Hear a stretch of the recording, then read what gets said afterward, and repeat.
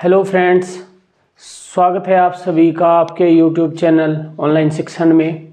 Maths की जो आज क्लास होने वाली है ये है जूनियर लेवल का, मतलब जूनियर लेवल का जो पेपर होता है उसमें इसमें से क्वेश्चन आ सकता है। जो टॉपिक है हमारा आंकड़ों का निरूपण, ये आपके प्राइमरी में भी सिलेबस में दिया हुआ है आंकड़ों का निरूपण, लेकिन अभी तक इससे कोई क्वेश्चन नहीं आया है। लेकिन जब सिलेबस में दिया हुआ है तो मे भी चांस है कि आपके एग्जाम में आ जाए। तो आपको ये नहीं करना कि अभी तक क्वेश्चन नहीं आया है तो इसको नहीं करते, छोड़ देते, नहीं। कोई भी टॉपिक आपको नहीं छोड़ना है, समझना है। ये चाहे प्राइमरी में आए चाहे जूनियर में आना तो है ही। तो आपको हम दो तरीके के आंकड़ों का निरूपण हम बताएंगे। आंकड़ों का निरूपण का मतलब होता है डीआई, डेटा इंटरप्रिटेशन इसको हम बोलते हैं, डीआई इसको बोलते हैं, ठीक है। इसमें कई तरह के क्वेश्चन आते हैं, लेकिन आपके जो एग्जाम में आने वाले हैं ये तो टेबुलेशन फॉर्म आएगा या आएगा पाई चार्ट। पाई चार्ट क्यों आता है? मोस्टली पाई चार्ट देखने को मिलता है उसमें एंगल वाला आता है, ठीक है। एंगल वाला जब मैंने आपको बीच में क्लास हुई थी मैंने बताया भी था 360 वाला, 360 डिग्री एंगल वाला, तो वो ही उसी टाइप के क्वेश्चन आपके एग्जाम में आते हैं और आए भी है, प्राइमरी में आया है। लेकिन उसमें डायरेक्ट डीआई का मतलब होता है कि आपको एक कोई टेबल या कोई पाई चार्ट इस टाइप का दे देगा और उसके बाद आपसे उसी से रिलेटेड 4 से 5 क्वेश्चन आपसे पूछेगा। अभी तक कोई क्वेश्चन नहीं आया, सिंपल एक क्वेश्चन बनता है, वो भी पाई चार्ट से बनता है और वो भी एंगल बेस बनता है। तो हम इस वीडियो के अंदर जो हमारा टॉपिक है आंकड़ों का निरूपण, इसमें हम सिर्फ दो चीजें डिस्कस करने जा रहे हैं। एक तो करेंगे टेबुलेशन फॉर्म और एक करेंगे पाई चार्ट। इसके अलावा आपके एग्जाम में नहीं आएंगे। तो अब मैंने आपके सामने आपको दिखाई दे रहा होगा बोर्ड के ऊपर कि मैंने इधर वर्ष लिखे हुए जो हमारे ईयर है और इधर कंपनी के नेम लिखे हुए ABCDE&F। मतलब भाई नीचे जो ये आपकी एक क्या है, ये एक टेबल है, इसमें क्या है कि 6 कंपनियां हैं। ये ABCDE और F जो है ये कंपनी है 6। ये क्या करती है? कोई चीज प्रोड्यूस करती है, मतलब निर्मित करती है। और ये इधर दिए सन, मतलब जो कंपनी A है वो 2004 में 14.5 और जो ये संख्या है ये है हजारों में। हजारों में मतलब 14,500। भाई 14,500 हो गया। 14.5 जो है इसका मतलब है 14,500। मतलब कंपनी ए ने 2004 में 14,500 इकाई प्रोड्यूस की। वो कुछ भी हो सकता है, इसमें कुछ स्पेसिफिकली ये नहीं दिया है कि यही चीज बनाती है, बाइक बनाती है या कार बनाती है, कुछ भी हो सकता है, प्रोड्यूस करती है। बस उनका प्रोडक्शन दिया हुआ है कि वो एक साल में 2004 में ए ने 14,500 इकाई उस चीज की बनाई है, ठीक है। तो हमको इस पूरी टेबल को देख लेना है। टेबल में क्या दिया हुआ है? एक तरफ दिए हुए है ईयर मतलब सन और एक तरफ दिए हुए है कंपनी नेम, मतलब 6 आपको कंपनी नेम दिए हुए हैं और उनके नीचे उनकी वैल्यू दी हुई है। तो उसी बेस हम डिस्कस करने जा रहे हैं इससे रिलेटेड क्वेश्चन। तो मैं क्वेश्चन नंबर 1 पढ़ता हूं, ठीक है। ध्यान से सुनना क्वेश्चन को और इस टेबल पे आपका फोकस होना चाहिए कि टेबल में वैल्यू दी क्या है, ठीक है। अब वो कहता है, क्वेश्चन नंबर 1 कह रहा है कि वर्ष 2008 में, ध्यान से सुनना, वर्ष 2008 में। तो जब 2008 कह रहा है तो 2008 तो ये रहा, इस पे जाना है हमको डायरेक्ट। ये कह रहा है कि वर्ष 2008 में कंपनी F द्वारा निर्मित, चले जाओ, कंपनी F कहां है? ये रही, ठीक है। मतलब क्वेश्चन है वर्ष 2008 में कंपनी F द्वारा निर्मित इकाइयों की संख्या में पिछले वर्ष की तुलना में कितने प्रतिशत वृद्धि हुई है। क्वेश्चन समझ आया क्या दिया हुआ है? पहला क्वेश्चन कह रहा है कि 2008 में कंपनी F द्वारा निर्मित इकाई जो है, इकाइयों की जो संख्या है उसमें पिछले वर्ष की तुलना में कितने प्रतिशत वृद्धि हुई है। बताओ कैसे करेंगे भाई। एक चीज बताओ, 2008 की बात कर रहा है तो पिछला वर्ष क्या हो गया 2007। सिंपल सा है। अब मुझे एक बात बताओ, 2008 में तो इसने प्रोड्यूस किए कितने 16,700 और 2007 में प्रोड्यूस किए 16,100। समझ आ गया? प्रॉफिट एंड लॉस की तरह है, मतलब 2007 में तो 16,100 आ गए और 2008 में 16,700 आ गई।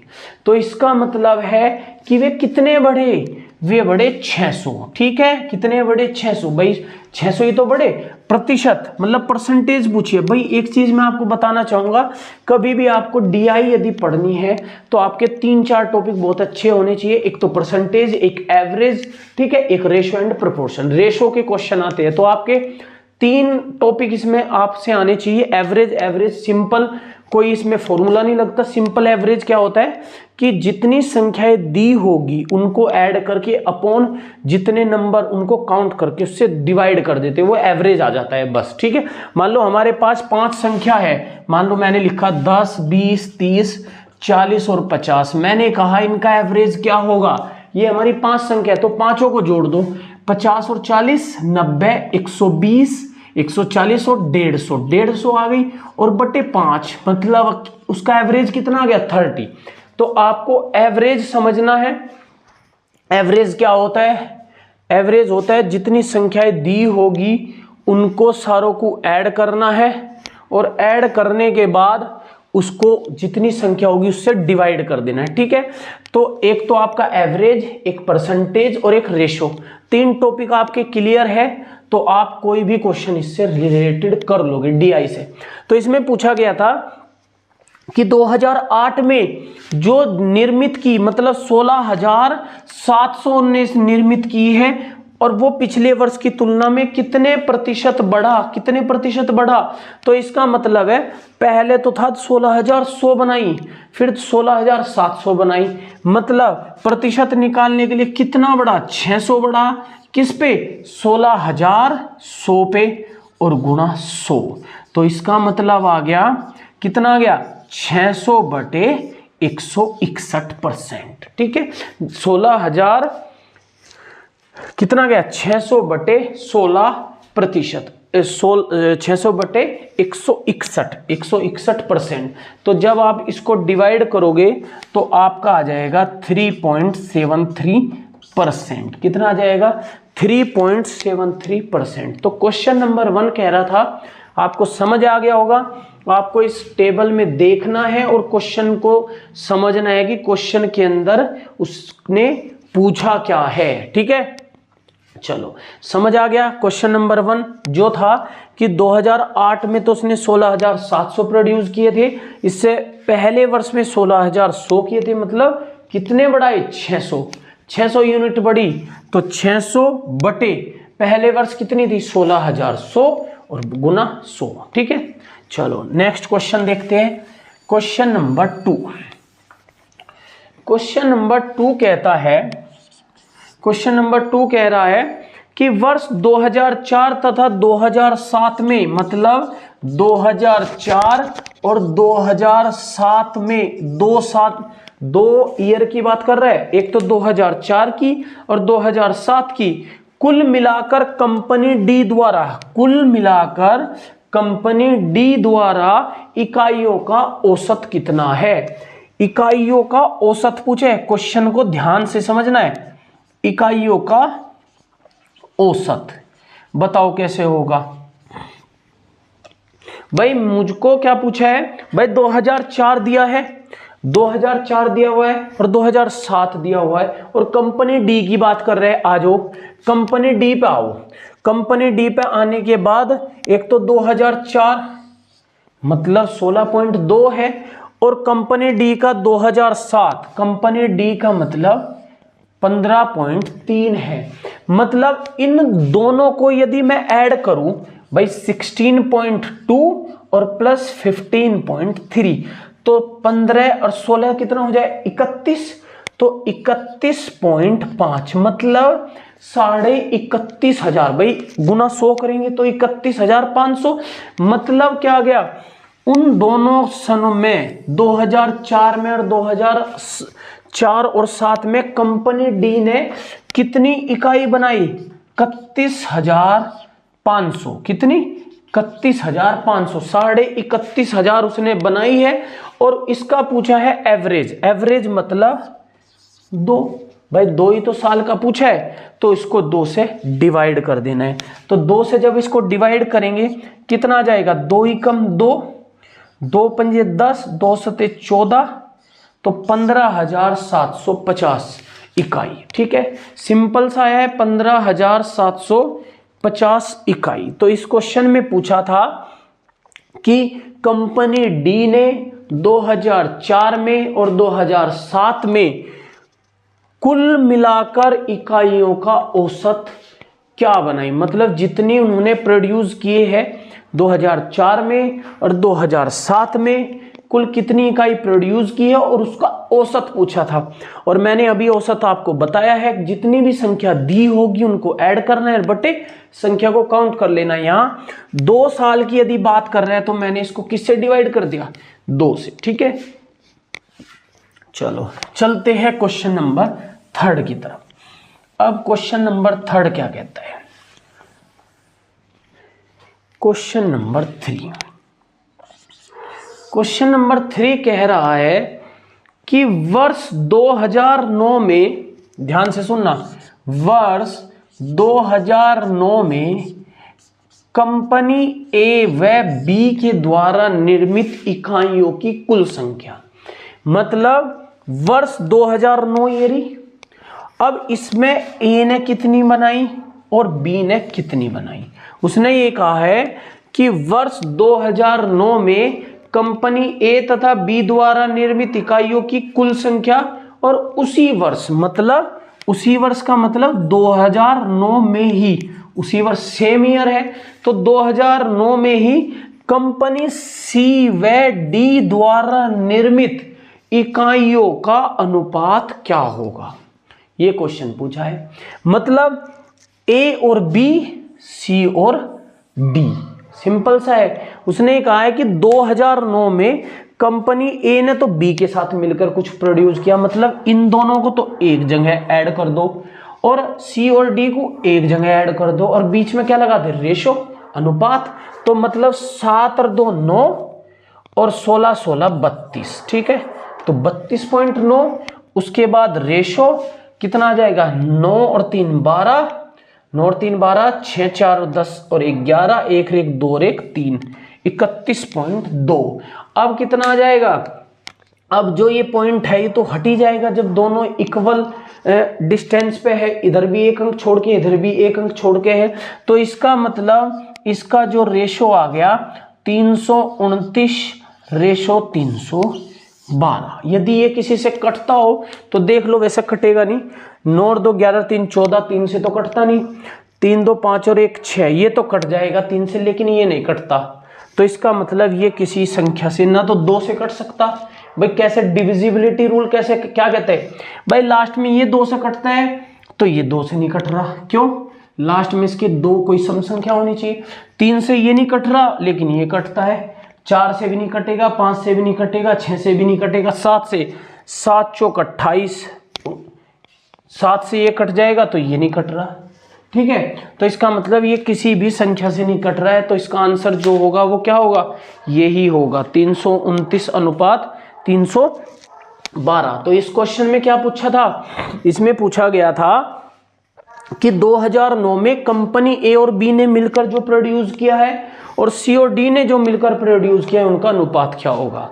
तो मैंने आपको ऑलरेडी बताया कि कभी भी आपके क्वेश्चन यदि आएंगे डीआई में तो आपके 3 चैप्टर बेसिक क्वेश्चन आते हैं, एवरेज, परसेंटेज या रेशो। मतलब ये आपके चैप्टर यदि क्लियर है तो आप जल्दी से इस क्वेश्चन को कर लेंगे। ठीक है, क्वेश्चन नंबर 4 की बात करते हैं। क्वेश्चन नंबर 4 कह रहा है कि सभी वर्षों में, सारे वर्ष की बात कर रहे हो, सभी वर्षों में कुल मिलाकर कंपनी सी द्वारा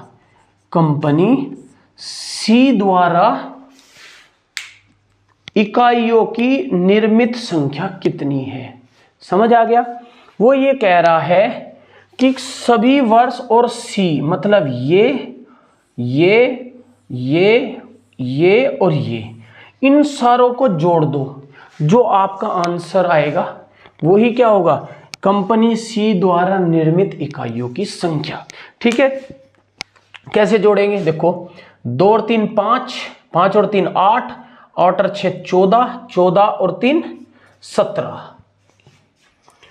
सॉरी डी सी को ऐड करना है, 6 और 4 10, 10 और 7 17, 17 और 9 26, 26 और 8 34, 34 और 9 43। ठीक है, कैरी गया 4। अब बताओ, 1 और 2 3 और 2 5 और 2 7 और 3 10, 10 और 4 14 और 4 18, 1 2 3 4 5 6 और 1 7, ये आ गया। ठीक है, ये क्या आ गया, ये आ गया। अब ये कितना है, हजारों में है, मतलब 78.3 है। जब हम इसमें 100 की मल्टीप्लाई करेंगे तो 78,300, मतलब 78,300 इकाई कंपनी सी ने सभी वर्षों में निर्मित की होगी। ठीक है, समझ आ गया। सिंपल सा इस क्वेश्चन में क्या पूछा गया था, इसमें पूछा गया था कि सभी वर्षों में, सभी वर्ष है तो नीचे की तरफ को है, ये कह देता क्वेश्चन दो तरीके से बन सकते हैं कि सभी वर्षों में कंपनी सी द्वारा निर्मित इकाइयों की संख्या, तो सारों को जोड़ दिया, और इसका एवरेज पूछता तो सारों को जोड़ते बटे 6 से डिवाइड कर देते। इस तरीके का भी क्वेश्चन बन सकता है कि 2006 में सभी कंपनी द्वारा निर्मित इकाइयों की संख्या, तो फिर हम इसको कैसे ऐड करते, इस तरीके से, मतलब 2006 में ए ने कितना, बी ने, सी ने, डी ने, ई ने और एफ ने, सारों को उसको ऐड कर देते। और ऐड करने के बाद भाई दो ही क्वेश्चन बन सकते हैं, या तो वो भाई टोटल संख्या पूछेगा या इसका एवरेज पूछ सकता है, इसके अलावा तो कुछ पूछेगा ही नहीं। ठीक है, अब इसका एक क्वेश्चन और देख लेते हैं लास्ट, उसके बाद चलेंगे पाई चार्ट। ठीक है, क्वेश्चन नंबर 5। क्वेश्चन नंबर 5 कह रहा है कि 2005 में कंपनी एफ, 2005 में कंपनी एफ की बात कर रहे हैं। ठीक है, वर्ष 2005 में, सॉरी ई वर्ष 2005 में कंपनी ई द्वारा निर्मित इकाइयों की संख्या, मतलब भाई कंपनी, क्या पूछा है, ये तो हो गया है हमारा, नहीं हुआ नहीं।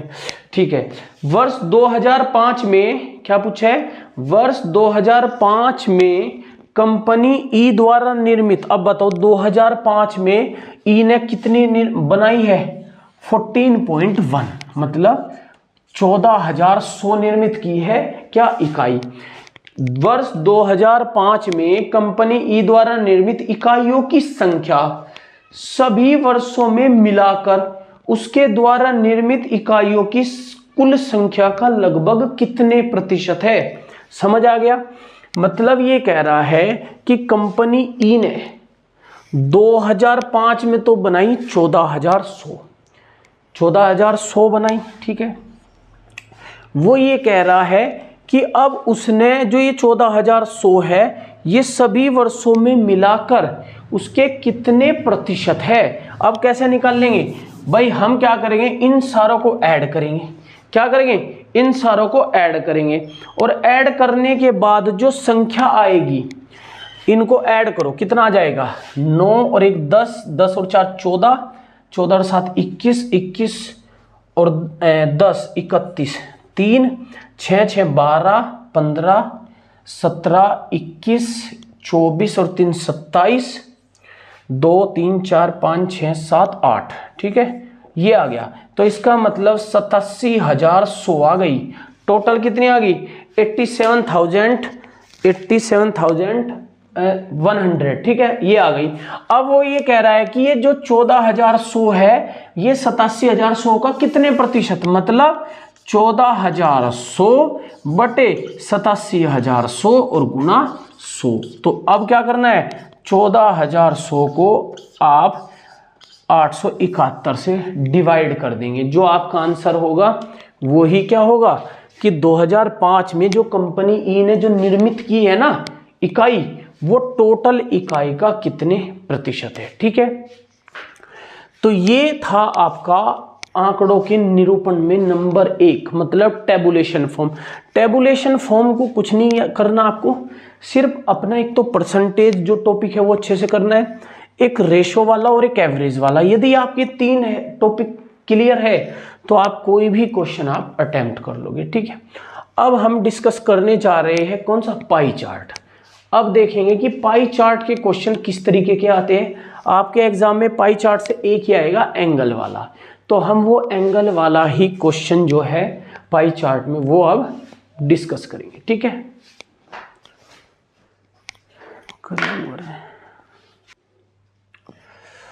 अब चलते हैं नेक्स्ट है ये मैंने लिखा हुआ है पाई चार्ट। क्या है ये, पाई चार्ट। तो पाई चार्ट भी आपको देखने को जो मिलेगा वो मिलेगा कैसा, डिग्री वाला या एंगल वाला, जिसमें इसमें दिया हुआ है 90 डिग्री का एंगल है, ये 72 का है। इसमें 6 चीजें दी हुई है हमारे पास। क्या, इसमें 90 डिग्री का जो एंगल है वो मजदूरी के लिए है, 72 का जो है सीमेंट है, 54 3 बार दिए हुए, 1 बार ईंटें, इस्पात एंड निरीक्षण, और 36 है लकड़ी। ठीक है सॉरी, इसमें दिया हुआ है कि दिए गए पाई चार्ट में एक मकान के बनाने में किए गए व्यय का ब्यौरा है। मतलब एक मकान बनाया है, उसमें कहां कहां कितने पैसे लगे, उस मकान को बनाने में टोटल पैसे लगे हैं 6 लाख रुपए। कितने लगे हैं, 6 लाख रुपए उसमें टोटल लगे हैं। और इस निर्माण में जो लगे हैं टोटल 6 लाख रुपए। ग्राफ जो ये हमारा चार्ट दिया है इसका हमको क्या करना है, अध्ययन करना है, और हमको इससे रिलेटेड 3 क्वेश्चनों के आंसर देने हैं। ठीक है, 3 क्वेश्चन हमसे पूछेगा, उन तीनों क्वेश्चनों के आंसर देने हैं इस पाई चार्ट को देखकर। ठीक है, तो पाई चार्ट क्या कहता है, इसमें 6 चीजें दी हुई है, आपको समझना है कि एंगल की बात कर रहा है। एंगल जो हमारा ये पूरा कंप्लीट जो एक सर्कल होता है, इसका जो टोटल एंगल कितना होता है 360, मतलब एक पूरा जो चक्कर होता है वो 360 डिग्री का होता है। तो टोटल एंगल, यदि मैं इन तीनों को 6 के 6 एंगलों को जोड़ूंगा तो जोड़ने के बाद भी हमारा टोटल जो आएगा वो 360 आएगा। ठीक है, अब बात करते हैं इसके क्वेश्चन की। क्वेश्चन नंबर 1 कह रहा है कि सीमेंट के मद पर, वो ये कह रहा है कि सीमेंट के मद पर व्यय की राशि कितनी है, व्यय की धनराशि कितनी है, व्यय की धनराशि बतानी है, कितने रुपए खर्च हुए हैं सीमेंट पर। मैंने क्या बताया है भाई, टोटल रुपए तो 6 लाख है, उसमें से 72 डिग्री का एंगल है, तो मतलब सीमेंट पर जो खर्च होगा, सीमेंट का जो व्यय होगा वो निकालने के लिए हम क्या करेंगे, 72 भाई जितने डिग्री का एंगल दिया है वो बटे हमको क्या लेना है, टोटल पूरे का एंगल कितना होता है 360, और गुणा कितना 6 लाख। ठीक है, कितना 6 लाख। ठीक है, समझ आ गया। 1 0 से 1 0 कट गई, 36 से 72 कट गया 2 बार, तो कितना आ गया 6 दूनी 12। ठीक है, कितना आ गया 12। तो हमारे पास जो आ गए 1,20,000 रुपए हमने किस पे खर्च किए, सीमेंट पर। समझ आ गया। मैंने पहले ही आपको बताया था आपके जो एग्जाम में क्वेश्चन आएंगे वो इसी टाइप के आने वाले हैं, एंगल वाले। तो टोटल एंगल जो होता है वो होता है हमारा कितना 360 डिग्री, 360 डिग्री। तो 360 डिग्री अब सीमेंट पर है 72 डिग्री, तो 72 अपॉन टोटल, भाई परसेंटेज जब हम निकालते हैं इसी तरीके से तो करते हैं।